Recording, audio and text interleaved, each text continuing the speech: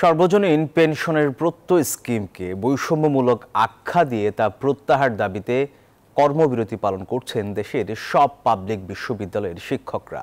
আন্দোলনে যোগ দিয়েছেন কর্মকর্তা কর্মচারীরাও। এতে বন্ধ রয়েছে বিশ্ববিদ্যালয়ের ক্লাস পরীক্ষা। এই কর্মসূচির ফলে কার্যত দেশের সব পাবলিক বিশ্ববিদ্যালয় অচল হয়ে পড়েছে। সব ধরনের ক্লাস বন্ধ, সব পরীক্ষা তারা বর্জন করেছেন।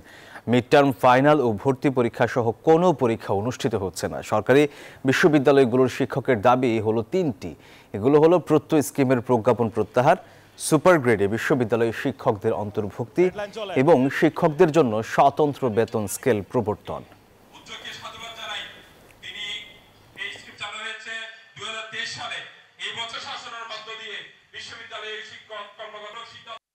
আমরা যে ৩২ বছর অথবা ৩০ বছর চাকরি শেষ করে 65 বা 62তে চাকরি শেষ করে আমরা যারা অবসরে যাব, আমরা কিন্তু অবসরত্ব যে একটা আমাদের যে সুযোগ সুবিধা, আমাদের যে ছুটি নগদানের টাকা পয়সা, এগুলো আমরা কিছুই পাবো না।